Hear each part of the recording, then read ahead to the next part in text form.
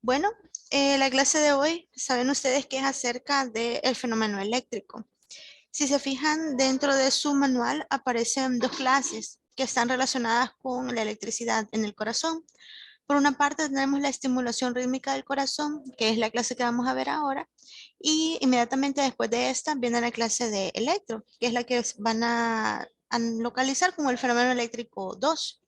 Entonces, para que lo tengan en cuenta, prácticamente son dos clases que van enlazadas y que esta les va a servir como la base para poder comprender la clase que viene. Por eso es que es tan importante que estén acá desde el principio. En la clase que vamos a recibir ha sido sacada de su libro de Guyton en la 13ª edición. Es el capítulo 10. Pero les comento, hay algunas imágenes que he utilizado en la presentación de esta clase que no están en su libro de Guyton. Sí, pero yo les voy a avisar, ¿verdad? ¿En qué momento? La situación es de que es para que sea mucho más comprensible para ustedes. He utilizado, digamos, otro material, pero eso no significa que ustedes no van a poder repasarlo. Recuerden que tienen acá la grabación para poder detenerla en cualquier momento que lo deseen. Aquí está mi nombre, está mi correo electrónico. Por si en algún momento, cuando ustedes estén repasando y haciendo sus propios resúmenes, tengan alguna duda y me quieran contactar, pues ahí está. Veamos. Entre los contenidos que vamos a ver en la clase de hoy, pues vamos a hablar acerca de la anatomía de los diferentes elementos que conforman el sistema especializado de conducción y su función específica. Vamos a hablar del origen del automatismo sobre la base del flujo de los electrolitos a través de la membrana. Vamos a hablar del potencial de acción de onda lenta y de onda rápida. Vamos a hablar del marcapaso normal del corazón y origen de los marcapasos ectópicos. Vamos a hablar de la velocidad de conducción del impulso eléctrico en los diferentes elementos del sistema especializado del corazón, de la propagación del impulso eléctrico en el corazón y del control de la excitación y conducción del corazón. Entonces, prácticamente, si se fijan, vamos a identificar dónde se crea el impulso, quién conduce el impulso, cuánto se demora el impulso, cómo se conduce el impulso y al final, en todo eso, ¿en qué se va a traducir? En el bombeo que va a generar el corazón de la sangre, simplemente. Entonces, si nosotros hablamos un poco de las generalidades al inicio, vamos a hablar acerca de los componentes del sistema de conducción cardíaco. Cuando pensamos en el corazón, inmediatamente se nos viene aquel, digamos, órgano que bombea sangre. Eso es prácticamente lo que es. Pero como les mencionaba cuando estábamos hablando de los contenidos, necesitamos nosotros entender cómo es que se va a dar este proceso de una contracción de músculos que va a estar siendo guiada por electricidad. Vemos que esta contracción pues, va a ser alrededor de 100.000 veces por día. Eso significa de que las fibras que van a estar comandando estos impulsos eléctricos van a estar trabajando sin parar segundo tras segundo. Veamos entonces, la existencia de una actividad cardíaca eléctrica intrínseca significa que comienza en sí mismo, que está comandado por sus propias fibras, y rítmica, pues porque lleva un ritmo en relación al tiempo, permite que el corazón pueda latir toda la vida. La fuente de esta actividad eléctrica es una red de fibras musculares que son especializadas y que son llamadas fibras automáticas. Se van a dar cuenta ustedes que para que el corazón pueda, digamos, transmitir sus impulsos eléctricos, van a haber ciertas fibras en las que nosotros las vamos a poder clasificar según si ellas están generando el impulso eléctrico o si lo están conduciendo. Generar significa, ¿saben? Que en ellas pues van a hacer el impulso y van a ser de una forma automática. Por eso decimos que son autoexcitables. Ya vamos a hablar al respecto. Mientras que cuando decimos que también van a ser, van a tener una capacidad conductora, es precisamente porque el impulso va a poder viajar alrededor de esas fibras para llegar a todos los lugares que sea necesario. En este caso, a todas las partes del corazón con sus respectivas aurículas y ventrículos. Entonces, vemos que las características que tienen estas fibras que son autoexcitables, que son las fibras automáticas, generan potenciales de acción en forma repetitiva, como mencionábamos, que disparan las contracciones cardíacas. Entonces, si ya ponemos ejemplos acerca de las fibras que van a ser generadoras y de las que van a ser conductoras, y que ambas, por supuesto, son fibras automáticas, tenemos el marcapasos. tenemos acá que determinar, él va a estar determinando el ritmo de la excitación eléctrica que causa la contracción cardíaca. ¿A qué nos referimos con esto? Digamos que va a haber como un comandante. Se van a dar cuenta que este se llama el nodo sinusal. Ya lo vamos a ver en una imagen en las siguientes diapositivas. A él se le llama el marcapasos porque precisamente está diciendo, vea, 1, 2, 1, 2, el momento en que va a comenzar la generación del impulso. Él va a ser el que todo el tiempo esté generando y vamos a ver cómo es que lo va a realizar. Por otra parte, tenemos las vías del sistema de conducción, es decir, los carriles, ¿va? Por donde va a viajar la información en forma de electricidad. Vemos que es una red de fibras musculares cardíacas especializadas que provee un camino para que cada ciclo de excitación cardíaca progrese a través del corazón. Nosotros lo podemos observar por medio de esta imagen GIF que tenemos. Si se fijan, inicia acá el impulso con este colorcito así como brillante, se dirige a todas las partes de las aurículas primero y luego baja a los ventrículos y vemos cómo pues prácticamente con eso el corazón va a llenarse de electricidad y va a poder contraerse en cada una de sus partes. De eso es lo que se trata el sistema de conducción. Mientras que el generador o marcapasos es este primer punto que tenemos acá, que ahorita va a aparecer nuevamente. Ahí está. Y ya vamos a identificar cómo es que se realiza este proceso. Entonces, vamos a ver paso a paso, digamos, desde arriba hacia abajo, cómo es que se va a estar dando la excitación especializada del corazón a través de su sistema de conducción. Veamos acá. Esta imagen aparece en su libro de Guyton, pero aparece sin esta numeración, es decir, no tiene el 1, el 2 y el 3, ni nada de esto. Se lo he colocado para que les sea más fácil a ustedes identificar el punto que yo voy mencionando y ustedes lo puedan ver acá, qué parte del dibujito es. Entonces, por ejemplo, tenemos acá el número 1, que es el nódulo sinusal. Mencionábamos nosotros que él va a ser el principal generador, es decir, él es el marcapasos fisiológico de nuestro corazón. Vemos que él va a generar el impulso rítmico normal. De eso es lo que se trata. Si se fijan, está en la aurícula derecha, en la parte superior. Podemos nosotros observar que inmediatamente se genera el impulso en el nódulo sinusal. ¿Qué va a suceder? Va a haber una serie de vías que le vamos a llamar las vías internodulares, que son las que van a estar generando la primera conducción, la que va a salir directamente del nódulo sinusal hacia las partes de la aurícula derecha. Vemos que están las vías internodulares, anterior, media y posterior inferior, y podemos observarlas acá. Simplemente es que estas vías van a llevar toda la electricidad a los músculos de la aurícula y con ello este músculo se va a contraer. Vemos que está en estrecha posición con ellos. Al mismo tiempo, de estas fibras que van a salir de el nódulo sinusal, vamos a ver nosotros que hay una fibra extra que va a ir a darnos, digamos, esta conexión en la aurícula izquierda. La vamos a ver más adelante en una imagen que se ve un poquito más clara para que tengan la idea más explícita. Y les voy a decir cómo se llama, es el haz de Bauchan, pero para que ustedes lo puedan identificar más adelante. Entonces, vemos que a través de la conducción que se va a dar por las vías internodulares, que las tenemos acá, vamos a realizar una propagación de esta electricidad a través de las fibras musculares, por supuesto.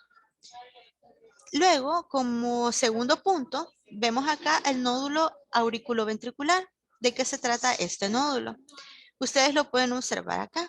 Auriculoventricular porque está conectando aurículas con ventrículos.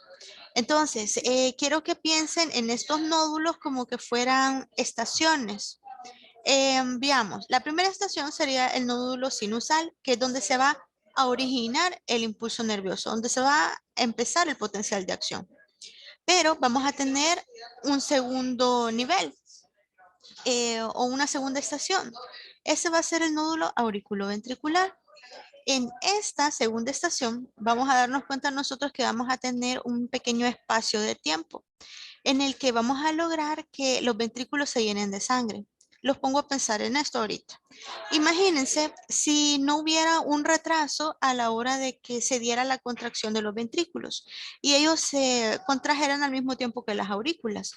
Tendríamos nosotros una contracción tanto de aurículas como de ventrículos a la vez y no serviría de nada la contracción de las aurículas. ¿Por qué? Si ustedes se fijan, la contracción de las aurículas, ¿para qué sirve? Para poder pasar toda la sangre que estaba en las aurículas hacia los ventrículos. Si los ventrículos están distendidos en ese momento, van a poder recibir toda la sangre que viene de la aurícula. Pero ¿qué pasa si ellos dos se contraen al mismo tiempo? Los ventrículos no van a poder llenarse de sangre, no la van a poder captar. Por ende, la sangre que mandarían a la circulación sistémica, pues no sería mucho, o sea, no serviría de nada. Por eso es tan importante que en esta parte del nódulo auriculoventricular se dé ese espacio de tiempo. Ya vamos a hablar cuánto es en unas diapositivas más adelante. Ahorita lo llevo como que vayamos conociendo cuáles son las partes, luego vamos a ver cuál es el tiempo y finalmente vamos a identificar si existe alguna posibilidad de que haya más conexiones o más generaciones de impulsos, ¿verdad? Veamos. Entonces, en el nódulo auriculoventricular tenemos nosotros que se va a dar el retraso, que va a ser precisamente para el llenado de los ventrículos. Pero, ¿qué sucede? Una vez ya ha pasado por el nódulo auriculoventricular, va a llegar a este pequeño tronquito que tenemos acá, que le vamos a conocer como el haz auriculoventricular. Este también es llamado haz de His. Por eso se los he colocado acá por si ustedes estudiándolo en otra literatura se encuentran con este nombre, vean que es específicamente lo mismo. Entonces, el ATGIS va a tener, digamos, una ramificación, es decir, una bifurcación, en la que nosotros vamos a poder ver que se divide en la rama derecha del haz y en la rama izquierda del haz. Y una vez terminan estas ramificaciones, podemos nosotros observar acá en el número 4 que aparecen las ramas de las fibras de Purkinje, que van a ser todas estas pequeñas ramificaciones que van a recorrer todo el espacio del ventrículo, tanto del lado derecho como del lado izquierdo. Entonces, simplemente para que ustedes se puedan ir guiando, ¿verdad? De dónde a dónde va el impulso, solo es cuestión de ir memorizando cómo se llaman las ramificaciones. Entonces, volviendo aquí al 3, del haz auriculoventricular, llamado también haz de His, vamos a ver que este tiene una función mera de conducción. ¿Y de dónde a dónde va a llevar la información en forma de electricidad? De las aurículas a los ventrículos.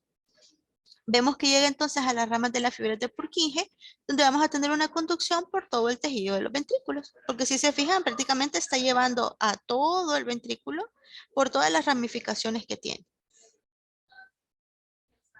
Ahora vamos a hablar nosotros, perdón, acerca del mecanismo de ritmicidad del nódulo sinusal. De momento hemos hablado de que el nódulo sinusal va a ser el marcapaso del corazón, va a ser quien genere el impulso eléctrico y que lo va a hacer de una forma autoexcitable. Vamos a identificar qué significan todas esas palabras y por qué es que tiene estas propiedades. Entonces, lo podemos ver nosotros acá, es este nódulo. El nódulo sinoatrial nos menciona esta imagen.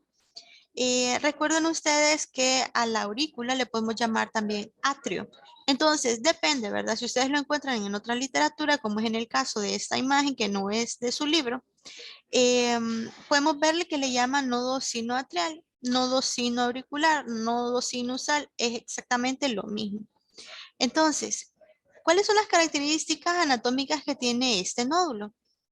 Vemos que es un músculo cardíaco especializado, como mencionábamos. Tiene 3 milímetros de anchura, 15 milímetros de longitud, 1 milímetro de grosor. Y vemos de que es gracias a él y a la capacidad que va a tener de generar los impulsos que se va a estar generando todos los latidos del corazón. ¿Cuáles son las características funcionales que va a tener? Pues va a tener una autoexcitabilidad. ¿Qué significa esta palabra?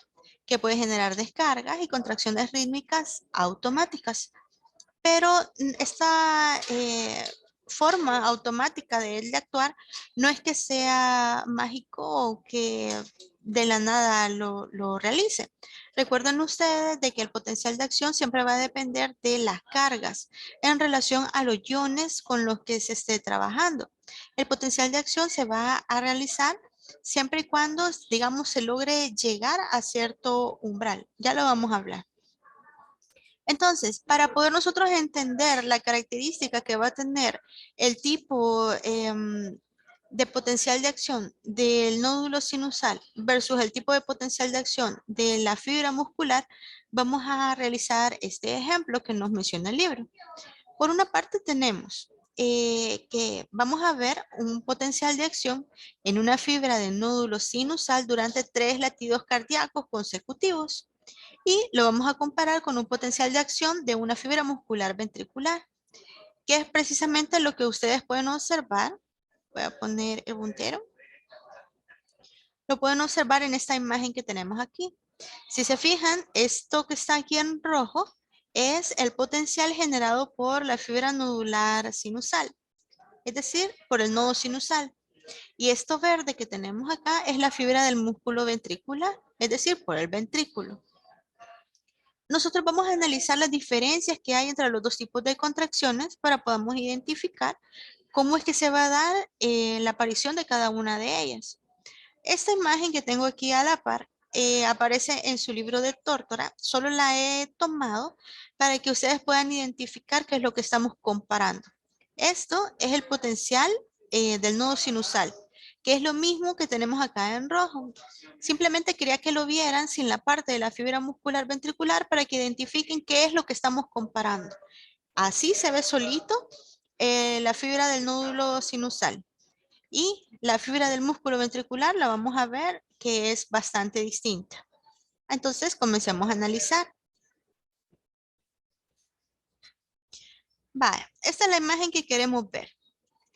Lo he dividido, digamos así, en pequeños segmentos para que podamos identificar cada una de las características de las que vamos a estar hablando. Por ejemplo, nos dice acá, observe diferencias en los potenciales de membrana en reposo. Acá el potencial de membrana en reposo lo podemos nosotros ver según los milivoltios en los que va a empezar el potencial de acción. Y acá tenemos los segundos transcurridos en relación a cómo se va a ir proyectando. Les voy a poner cuáles son los potenciales de cada uno.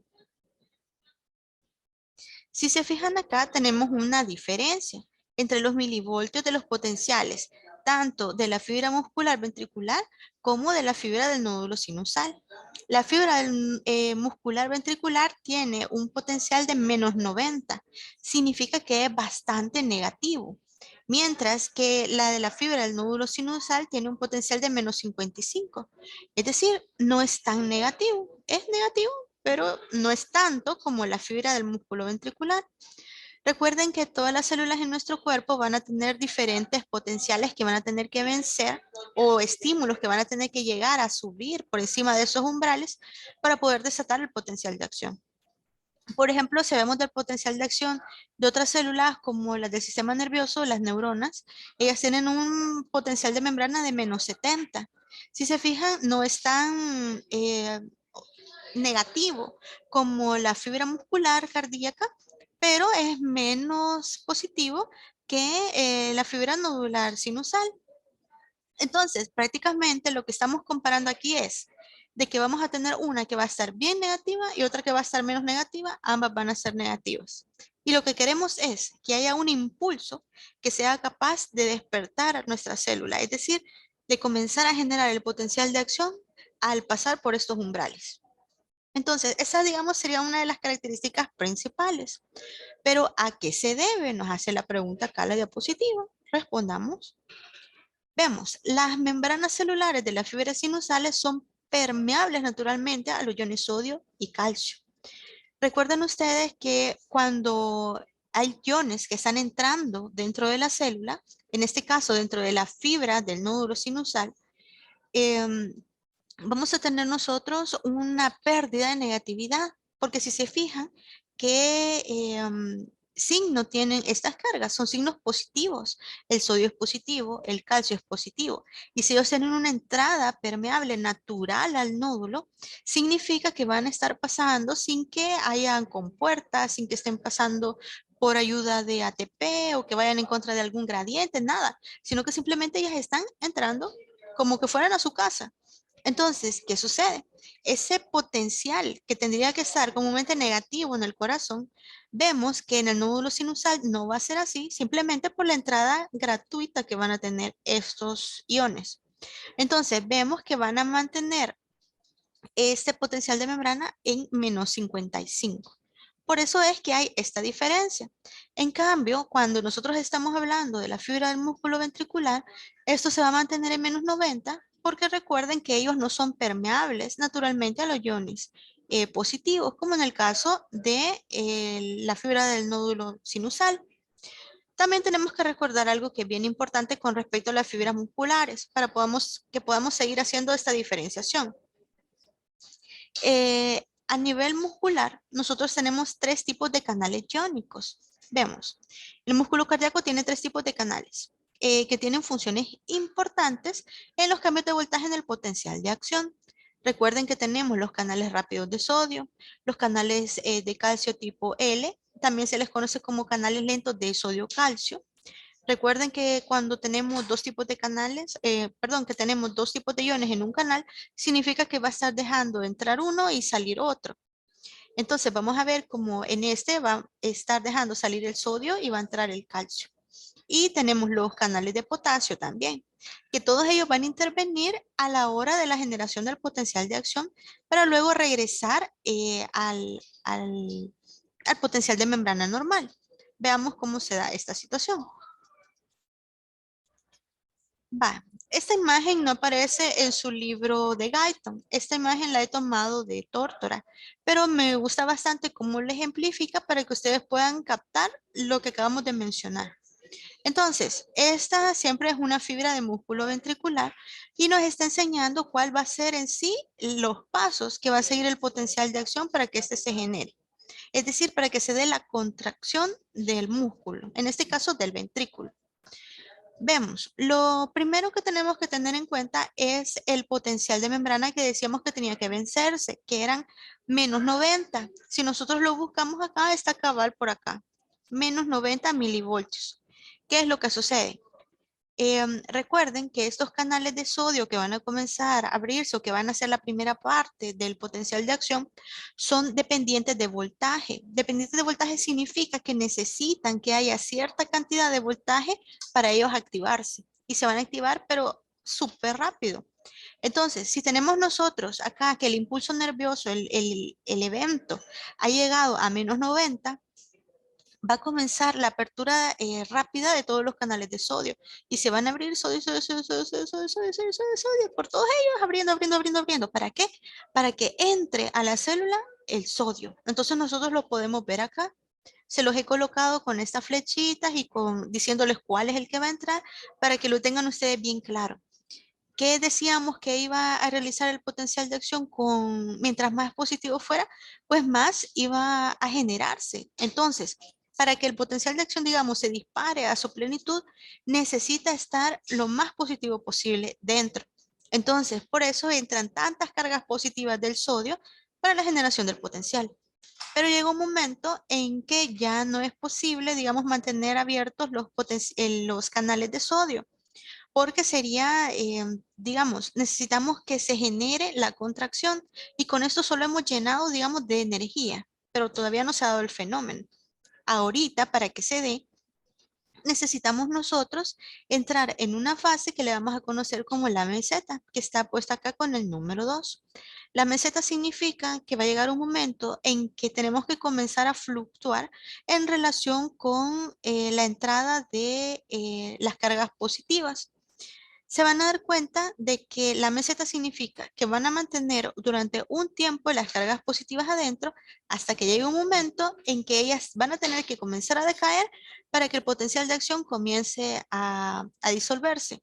De lo contrario, ¿qué sucedería? Podríamos tener esto que tenemos en este recuadro acá, que si el corazón permanece durante mucho tiempo activado, o sea, en la contracción, podríamos llegar a tener una contracción tetánica y eso haría que el flujo sanguíneo cesara.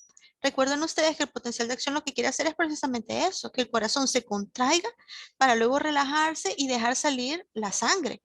Pero si está todo el tiempo contraído, nunca va a dejar salir la sangre y por ende no va a haber un gasto cardíaco que esté llegando a los tejidos. Entonces, tenemos acá en la meseta qué es lo que va a ocurrir. Vemos de que ya se han cerrado los canales rápidos de sodio, pero se han abierto los siguientes canales, que dijimos que iban a ser los canales lentos de calcio, que también los íbamos a llamar los canales de sodio-calcio. Entonces, ¿y qué decíamos que hacían? Que iban a dejar salir el sodio y a entrar el calcio. Si se fijan, tanto el sodio como el calcio tienen cargas positivas. Por entonces, no importa que salga sodio siempre y cuando el calcio va a estar, digamos, manteniendo esa carga positiva para que la meseta siga. ¿Qué es lo que sucede acá? Vamos a ver de que va a haber un momento en que ya la apertura de los canales lentos de sodio va a ir mermando, va a ir disminuyendo y también se van a abrir los canales de potasio. Los canales de potasio no son para que el potasio entre, sino que para que el potasio salga. Veo que hay un chatito, ya lo vamos a ir a ver. Entonces, el potasio lo he puesto acá con esta flechita para que veamos que los canales van a comenzar a abrirse cuando todavía están abiertos los canales de sodio. Pero esto va inmediatamente a comenzar a disminuir las cargas positivas y por ende vamos nosotros a sacar cada vez más y más y más potasio y con eso vamos a ir disminuyendo las cargas positivas dentro hasta que llegue un momento en que volvamos a recuperar la negatividad que ya teníamos en un principio, que era -90. Voy a ver el chat. Me dice yo no había podido ingresar antes a la clase porque venía de camino a casa. Ok, no es necesario. Con que mires la clase grabada es suficiente para mí. Pues sí. Entonces, regresando acá, ustedes pueden ver ahora cómo es entonces el flujo que va a haber de iones. Necesitamos que se ponga muy positivo para que se mantenga el potencial de acción, para que se dé. Pero cuando ya vamos a entrar en el proceso de relajación, los canales de potasio son los que van a ayudar a que salga todas las cargas positivas para recuperar la negatividad. Ahora que ya nosotros vimos esto, espérenme que hay otro chat. Ok. Ahora que ya aprendimos esto, podemos nosotros comparar con el potencial de acción que estaba sucediendo en el nodo sinusal. Recuerdan que teníamos nosotros que había comenzado como más pequeño. Lo podemos ver acá, espérenme. Acá. Si se fijan, teníamos que comenzar en -55. Eso es lo que vamos a explicar ahorita. Si nosotros lo buscamos, el -55 estaría como por acá. ¿Y qué es lo que sucedía? Recuerden de que la primera fase de el impulso eléctrico del potencial de acción iba a ser la despolarización, que iba a ser dada principalmente por la despolarización rápida debida al influjo de sodio por la apertura de los canales dependientes de voltaje. Pero ¿qué pasa? Cuando ya estamos hablando nosotros que se va a comenzar a partir del -55, los canales de sodio ya estaban abiertos, porque ellos se vieran aquí a -90, -90, -80, -70, -65 hasta que llegara a -55, imagínense todo el sodio que para ese momento ya entró y que no pudo entrar al nodo sinusal, sino que se fue, pero para la fibra muscular. Entonces, ¿qué pasa? Vamos a ver de que el potencial de acción, pero ahora del nódulo sinusal, no va a depender precisamente de la apertura rápida de los canales de sodio que se dan en el músculo cardíaco, sino que aquí van a quedar nada más unos pequeños remanentes de algunos canales que todavía van, digamos, terminando de cerrarse, pero muy digamos, en la totalidad va a depender de los canales lentos de sodio-calcio. Por esto vamos a tener nosotros que se va a dar un potencial de acción más lento en el nodo sinusal. Entonces, vemos de que prácticamente vamos a tener después lo mismo. Vamos a tener una apertura de los canales de potasio que nos va a llevar a una repolarización, es decir, a recuperar la negatividad. Veamos, tengo una imagen donde aparecen los dos para que podamos ir recopilando la información que les acabo de mencionar. Acá es la misma imagen que acabamos de ver y acá está la de la célula marcapaso, que es el nódulo sinusal.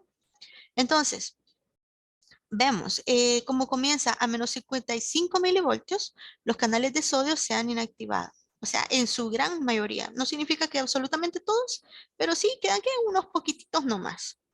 Vemos, solo hay activación de los canales lentos de sodio, calcio a 40 milivoltios, lo que significa de que más o menos a los 40 milivoltios va a comenzar a entrar el calcio para poder generar, digamos, el mantenimiento del potencial. Porque recuerden que mientras permanezca positivo, vamos a tener el potencial activo. Pero eso nos va a generar un potencial de acción lento. Sin embargo, si ustedes se fijan acá, cuando ya comienza la parte donde tenemos nosotros la repolarización por la apertura de los canales de potasio, que va a sacar el potasio al exterior, y vamos a recuperar nosotros nuestra negatividad, pues ya que llegue un punto en que la negatividad que tengamos sea tanta, tanta, tanta, que le vamos a conocer a ese proceso como hiperpolarización. Imagínense, está llegando aquí como a menos 70. Para el nodo sinusal eso es estar hiperpolarizado porque su normalidad es menos 55. Pero recuerdan lo que decíamos al principio entre las características que tenía el nodo sinusal, que él de una manera natural tiene permeabilidad al sodio. ¿Y qué carga tenía el sodio? Positiva. Entonces, si nosotros necesitamos comenzar a disminuir esa negatividad, poco a poco, de manera natural, el sodio, al ir entrando nuevamente al nódulo, va a ir disminuyendo esa negatividad hasta llegar nuevamente a los menos 55 que necesita para generar el potencial de acción. Entonces ven que por eso, esa es la característica justamente que hace que el nódulo sinusal sea autoexcitable, que al estar en un estado negativo, simplemente porque él es naturalmente permeable a los iones positivos, va a llenarse de positividad y va a llegar al menos 55 de una manera natural y se va a volver a generar el potencial de acción. Entonces, por eso tenemos acá, básicamente, la permeabilidad inherente de la fibra del nódulo sinusal a los iones sodio y calcio produce su autoexcitación. Ahí nadie le está diciendo, mira, hay que generar potencial, ¿verdad? Porque llega algún estímulo a saber de dónde, ¿no? Sino que simplemente por el mismo mecanismo con que tiene su vida, que de forma natural va a estar entrando el sodio dentro de su célula, dentro de la fibra del nódulo sinoauricular. Y así se va a estar dando la descarga. Pero por supuesto, ya vimos que va a ser más lento por los tipos de canales que van a incurrir en este tipo de potencial. Ahora hablamos un poquito acerca de las vías internodulares e interauriculares. Esto es simplemente para que vayamos nosotros conociendo ya el tiempo que va a ir tardando, digamos, el paso del potencial desde el que se forma en el nódulo sinusal hacia cuando llega a las fibras. Vemos acá. Quiero ver. Uy, no, espérenme. Ahí está. Pensaba que tenía aquí el nódulo señalado, pero creo que eso era en la diapo anterior. Bueno, ustedes saben que tenemos acá el nódulo sinoauricular. Dependiendo de la literatura, ustedes pueden encontrar que se llama también sinoatrial. ¿Por qué? Porque recuerden que aurícula es sinónimo de atrio, porque significa exactamente lo mismo. Entonces, si ustedes ven la aurícula como atrio, no hay ningún problema. ¿Y qué vamos a tener? Ya habíamos hablado acerca de los haces internodulares que van a salir del nódulo sinusal y que van a conectarse con el nódulo auriculoventricular. Pero mencionábamos que iba a haber una banda o una fibra más que iba a salir del nódulo sinoauricular y que iba a llegar hacia la aurícula izquierda y que a ese le íbamos a llamar el haz de Bacham. Lo tenemos nosotros también aquí señalado como la banda intraauricular anterior. Es, digamos, el sinónimo de esta banda. Banda porque pues son fibras, interauricular porque está conectando a las dos aurículas y anterior porque pasa por delante. Entonces, banda interauricular anterior o haz de Bacham va a estar, digamos, llevando el potencial de acción que se genera el nódulo sinusal en la aurícula izquierda. Es decir, va a llevar a que se contraiga. Veamos, los extremos de las fibras del nódulo sinusal se conectan directamente con las fibras musculares auriculares. Ya habíamos mencionado de que para que se dé la contracción necesitamos nosotros que estas fibras lleven el potencial de acción hacia los músculos y así se va a generar el potencial. Veamos, la velocidad de conducción en la mayor parte del músculo auricular es de 0.3 milisegundos, pero la conducción en pequeñas fibras puede llegar a 0.1 milisegundos. Entonces nosotros observemos acá.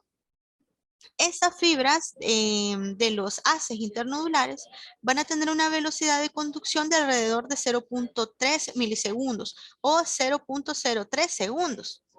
Sin embargo, hay otras fibras, como la que mencionábamos de la banda intraauricular anterior, el haz de Bacham, que va a tener una velocidad mucho más rápida de conducción. Esta va a tener una velocidad de 0.1 milisegundos, para que lo tengan presente, o 0.01 segundos. Vamos a ver de que hay algunas fibras que van a tener, digamos, un cierto,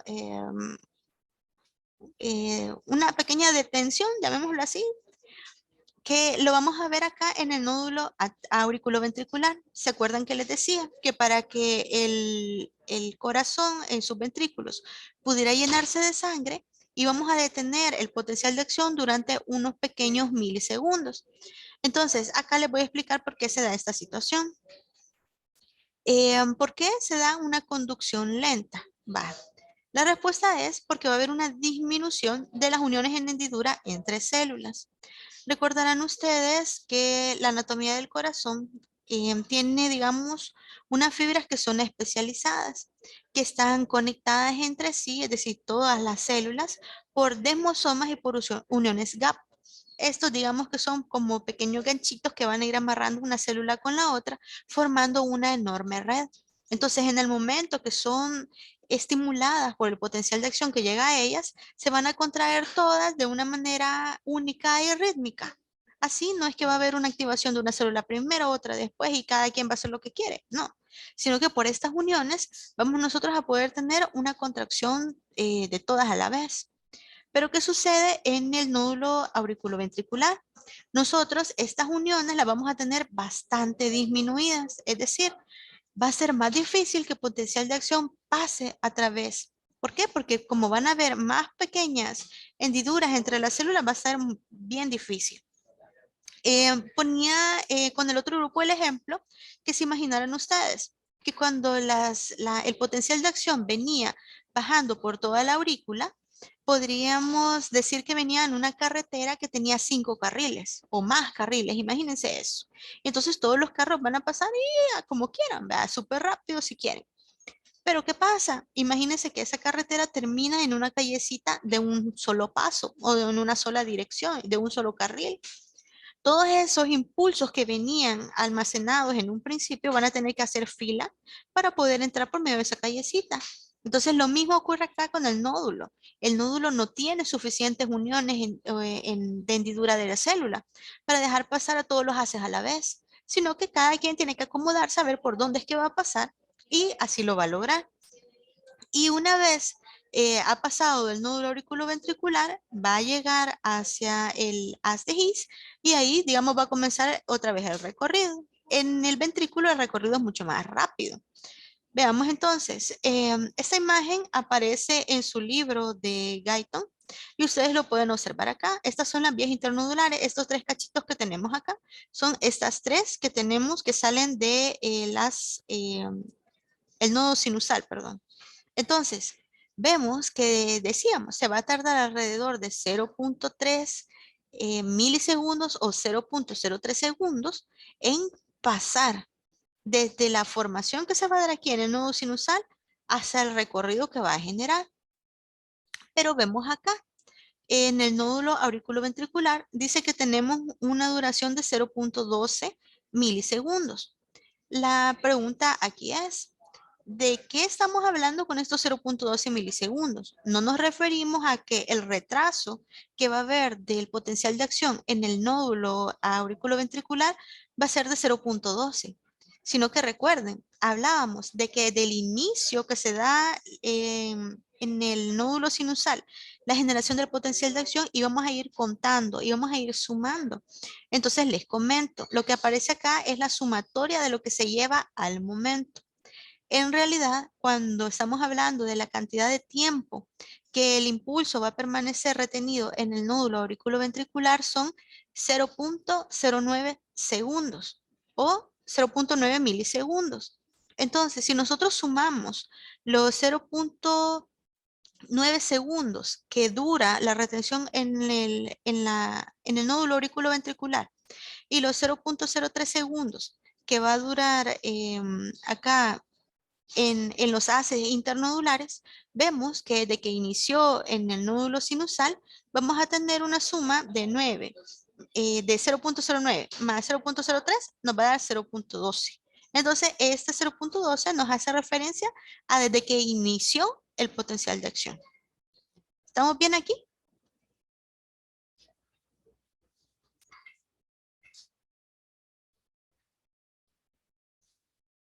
Hola, hola. Sí, doctora. Ok, Sí, doctora, yo creo que estamos bien. perfecto. Gracias.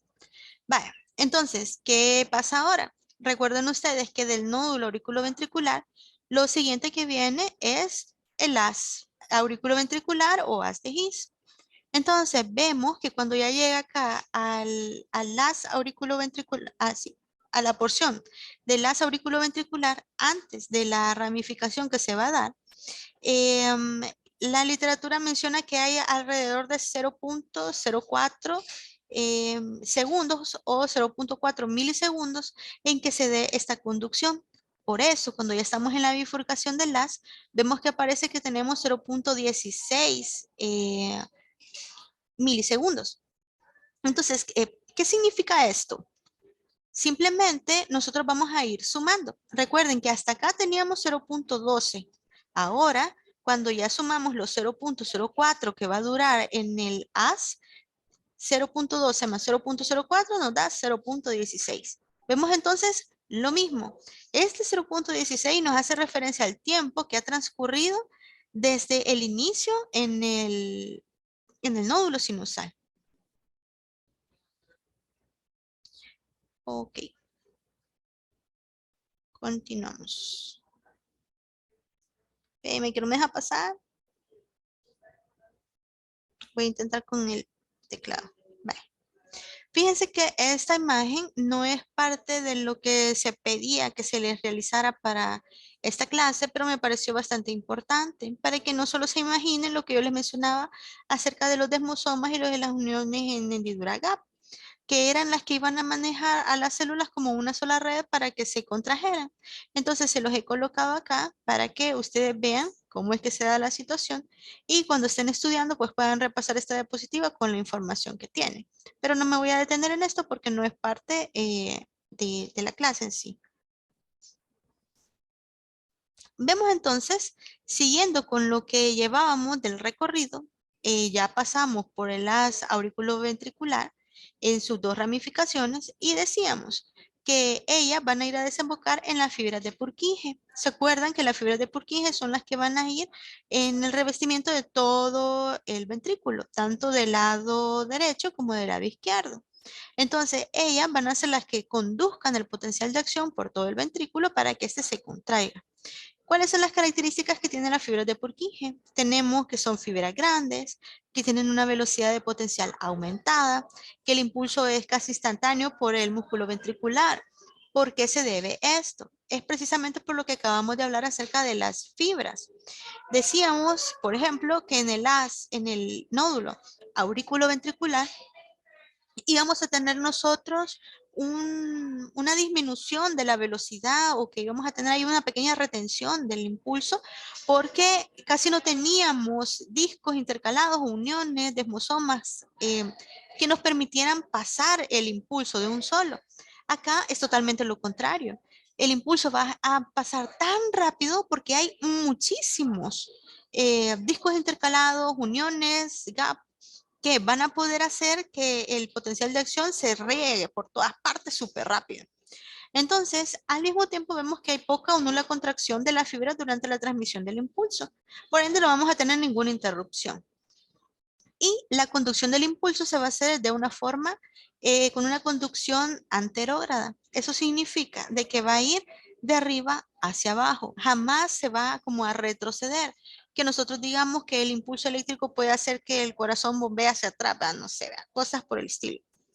A menos que haya alguna malformación que pueda hacer que esto se dé, realmente fisiológicamente hablando no es posible. Siempre vamos a tener que va a ser desde el inicio en el nódulo sinoauricular, bajando por todos estos haces que acabamos de mencionar. Otra cosa que bien importante es que menciona la literatura, que en medio, digamos, separando aurículas y ventrículos, vamos a tener nosotros una pequeña placa que va a impedir que se regurgite, por así decirlo, el potencial de acción. Es decir, no va a permitir que suba de regreso el potencial. Vemos que si hablamos acerca de los tiempos, por ejemplo, para las fibras de Purkinje, vamos a tener que el potencial se va a estar traspasando alrededor de 4 milisegundos. 0.4, perdón, milisegundos. Acá tenemos un resumen acerca de todos estos tiempos de los que hemos venido hablando. En su libro de texto aparece tal cual la imagen y les dice acá resumen. Entonces vamos a dejar una tarea con respecto a esto. Aunque yo diga tarea no significa que esto me lo van a entregar, no me lo van a mandar, ni enviar, ni nada. Sino que simplemente es para su propio autoestudio, ¿verdad? ¿Qué es lo que vamos a hacer? Si se fijan, nos está diciendo cabalito cuál es el tiempo que vamos nosotros a ir viendo que tarda el impulso en ir regándose por todas las partes, según lo hemos ido hablando. Hablábamos que acá en los haces nodulares íbamos a tener que iba a durar 0.3 segundos, por ejemplo. Entonces, de eso es lo que se trata. Vamos a venir nosotros y vamos a realizar una tabla. En esta tabla quiero que coloquen en una columna el nombre de la estructura. Si estamos hablando del nódulo sinusal, de los haces nodulares, del el nódulo auriculoventricular, del haz auriculoventricular, de la rama derecha, rama izquierda, como ustedes deseen ponerlo. Luego, en la columna de la par, quiero que coloquen la cantidad de tiempo que tarda estando justamente en ese lugar. Por ejemplo, como decíamos en el nódulo auriculoventricular, decíamos que se iba a tardar 0.09 segundos o 0.9 milisegundos. Eso es lo que van a colocar. Pero recuerdan que decíamos, también tenemos que tener en cuenta cuánto es el tiempo que va a tardar desde el inicio en el nódulo sinusal hasta acabar ahí. Y decíamos que eran 0.12 milisegundos. Entonces, ¿qué es lo que vamos a hacer? Simplemente ir comparando qué es lo que hay en el lugar y cuánto es lo que tarda desde que inicia hasta que llegue a ese lugar. Simplemente. Y eso se lo dice tal cual su libro. ¿Esto por qué es tan importante? Cuando ustedes ya vean su clase de electrocardiograma, se van a dar cuenta de que cada uno de los pasos que hemos ido viendo en el potencial de acción, que era la despolarización, la meseta, la repolarización, va a tener cierta cantidad de tiempo que tiene que durar. Y nosotros vamos a poder examinar si realmente está dentro del tiempo normal o no. Puede que hayan corazones que vayan más rápido, que vayan más lento, o que la transmisión de todo el impulso pareciera que está normal por el tiempo que tarda, pero realmente el paso de un lado a otro sea más pequeño. Ustedes van a poder identificarlo después. Y por último, vamos a hablar acerca del marcapasos ectópico. De momento hemos hablado que el marcapasos que tenemos en nuestro corazón es el nódulo sinusal. Y eso es completamente cierto, correcto. De una manera fisiológica, el nódulo sinusal va a estar latiendo entre 70 a 80 veces por minuto. Pero ¿qué sucede cuando el nódulo sinusal, digamos, no es capaz de llevar a cabo su función? Vamos a ver que tenemos otras fibras que también decíamos que van a tener la capacidad de ser autoexcitables porque tienen la capacidad de conducir o de ser autoexcitables, que son el nódulo auriculoventricular y la fibra de Purkinje. Entonces, si el nódulo sinusal no puede comenzar con el bombeo, ¿qué es lo que va a suceder? No es que el corazón vaya a quedar sin efecto o sin seguir, digamos, latiendo, sino que va a ser el nódulo auriculoventricular el que va a tomar acción en ese momento. Pero si se fijan, la cantidad de veces que va a hacer que el corazón lata con el nódulo auriculoventricular es menor. es alrededor de 40 a 60 veces por minuto. Y eso no es compatible, digamos, con la vida del ser humano en relación a mantenerse consciente. Vamos a ver que si no tenemos nosotros una cantidad de sangre adecuada que llegue hasta el cerebro, esta persona puede perder la conciencia, desmayarse. ¿Qué pasaría entonces todavía si si el nódulo auriculoventricular no puede cumplir su función tampoco? Entrarían entonces a suplir las fibras de Purkinje, pero vemos que ellas generan unos latidos cardíacos entre 15 y 40 veces por minuto apenas. Entonces eso menos es compatible. La persona pues entraría ahí en un coma y es muy posible que hasta fallezca si no es tratado. Entonces, ¿pero por qué se pueden dar ese tipo de situaciones? Vemos que el desplazamiento del marcapasos, es decir, que no sea el nódulo sinusal quien genere el impulso, se puede dar por una excitabilidad superior de otras fibras por defecto, porque él no puede cumplir su función, porque de repente hubo un accidente, se dañó, y el que, digamos, si puede venir y crear los potenciales de acción es el nódulo auriculoventricular. También tenemos que se puede dar por un bloqueo de la transmisión del impulso cardíaco desde el nódulo sinusal a las demás partes del corazón. Entonces, para ir cerrando ya, podemos nosotros tener en cuenta una última reflexión, que acá no es que vayamos a tener como siempre tres potenciales de acción que se estén creando, uno por el nódulo sinusal, otro por el auriculoventricular y otro por Purkinje, no, sino que el que va a estar, digamos, conduciendo siempre va a ser el nódulo sinusal, porque este, al tener, digamos, una capacidad de realizar su potencial de acción de una manera más rápida, digamos que va a neutralizar a los potenciales que se vayan a crear a nivel auriculoventricular o en las fibras. Entonces, simplemente es eso. Vamos a ver de que ellos se van a acomodar al impulso que ya viene dado por el nódulo sinusal. Entonces, esto sería todo. No sé si tienen alguna duda, consulta. Si no, si fue demasiado información de choque, pueden revisar la información en su libro y aquí está mi correo por cualquier situación. ¿Estamos bien? Sí, doctora, muchas gracias. Ok, cuídense. Gracias, doctora. Gracias a ustedes.